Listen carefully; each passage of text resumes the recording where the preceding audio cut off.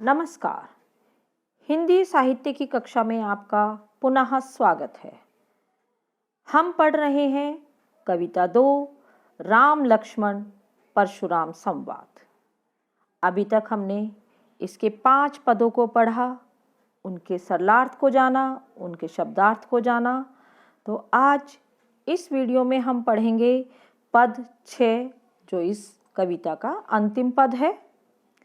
तो अब हम पिछले पद के बारे में थोड़ा जान लेते हैं कि लक्ष्मण के कटु वचन सुनकर परशुराम जी का क्रोध बहुत बढ़ जाता है और वे विश्वामित्र जी से कहते हैं कि वे लक्ष्मण को बचाना चाहते हैं, तो उसे मेरे प्रताप के, मेरे बल के बारे में बताकर उसे चुप कर दें।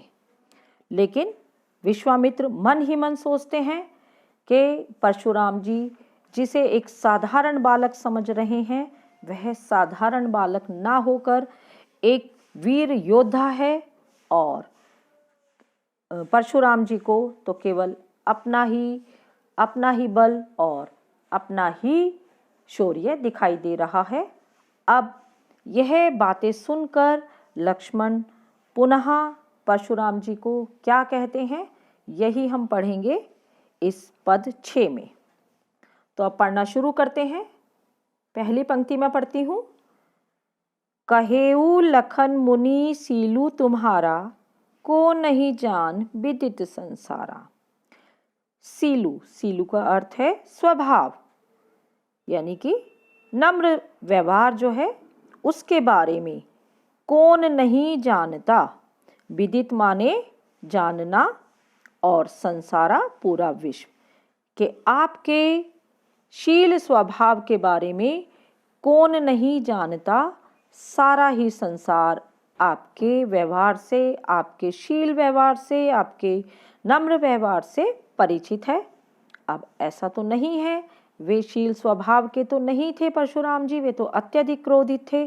तो ये बातें लक्ष्मण जी उन्हें व्यंग्य में कह रहे हैं। अब बढ़ते हैं अगली पंक्ति की ओर। माता पितहि उरिन भय कीने, गुरु रिनु रहा सोचू बड़ जी के। तो वो कहते हैं कि जो माता पिता का ऋण है वह तो आपने अच्छी तरह से उतार चुके हैं, उऋण हो चुके हैं अर्थात ऋण से मुक्त हो चुके हैं, लेकिन अभी आप पर अपने गुरु का ऋण शेष बचा है और उसी ऋण को उतारने की चिंता आपके मन में है। गुरु ऋणु अर्थात गुरु का ऋण। तो गुरु का ऋण अभी बाकी है और वही आपके जी में वही चिंता है कि उस ऋण को आप कैसे उतारेंगे। सो जनु हमरे ही माथे काढ़ा, दिन चली गए ब्याज बढ़ बाढ़ा। अर्थात कि जो बच गया है आपका गुरु का ऋण, आप उसे हमारे ही माथे मढ़ना चाहते हैं। अर्थात आप मुझे मारकर ही शायद अपने गुरु का ऋण उतारना चाहते हैं और दिन बहुत बीत गए हैं और जो उस पर ऋण होता है ब्याज लगता है। इसी प्रकार जो आपके गुरु का ऋण आप पर शेष है, उसका जो ब्याज है वह दिन प्रतिदिन बढ़ता ही जा रहा है। अर्थात आप उस अपने गुरु के ऋण को उतारने के लिए मुझे ही मारना चाहते हैं, मेरे द्वारा ही उस ऋण को चुकाना चाहते हैं। अगली पंक्ति पर देखते हैं।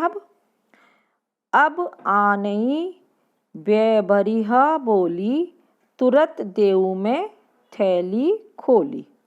अर्थात कि इसमें है अब आने ही माने लाओ, किसे लाओ, जो वो ऋण बढ़ गया है।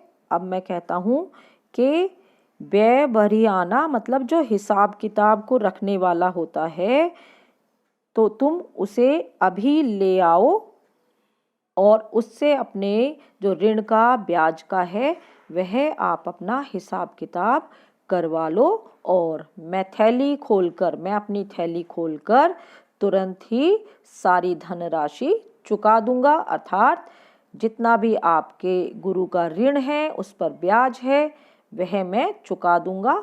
आप मुझे मारने पर क्यों तुले हो, क्यों आमादा हो। ये बातें लक्ष्मण परशुराम जी से कह रहे हैं और परशुराम जी की जो क्रोध है वे लक्ष्मण के इतने कठोर वचन सुनकर और भी अधिक बढ़ जाता है। तो अगली पंक्ति में यही है, सुनी कटु बचन कुठार सुधारा, हाय हाय सब सभा पुकारा। कि लक्ष्मण जी के ये कठोर वचन सुनकर परशुराम जी ने अपने कुल्हाड़े को सुधारा, मतलब संभाला। और यह बात गलत हो रही है, यह सुनकर जितने भी राजसभा में सब लोग बैठे थे वे हाय हाय पुकारने लगे कि लक्ष्मण जो भी कह रहा है वह गलत है। वो इतने बड़े मुनि से इस प्रकार कटु वचन नहीं बोल सकता और यह गलत है। इसीलिए जो परशुराम जी हैं उन्होंने अपने फरसे को सुधार लिया, अर्थात संभाल लिया है। अगली पंक्ति में, भृगुबर परसु देखा बहु मोही, विप्र विचारी बचौ नृपदोही। अब फिर से लक्ष्मण फिर कहते हैं उनके तरफ देख कर के भृगुबर अर्थात परशुराम जी बार बार मुझे अपने परसे को, मुझे अपने कुल्हाड़े को दिखा रहे हैं, लेकिन मैं तो आपको ब्राह्मण, विप्र मतलब ब्राह्मण, विचारी सोचकर, मैं तो आपको ब्राह्मण सोचकर बार बार लड़ने से बच रहा हूँ और आप तो नृपदोही हो ही, राजाओं के दुश्मन हो। अर्थात वे उनके क्रोध को और भी बढ़ा रहे हैं कि मैं तो आपको ब्राह्मण सोचकर बच रहा हूँ, लेकिन आप तो बार बार ही मुझसे लड़ने के लिए, मुझे मारने के लिए तैयार हैं।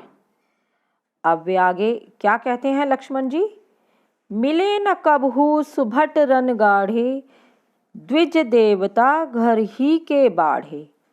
कबहू मतलब कभी, सुभट वीर, रन युद्ध, और गाढ़े, गाढ़े का अर्थ है अच्छे।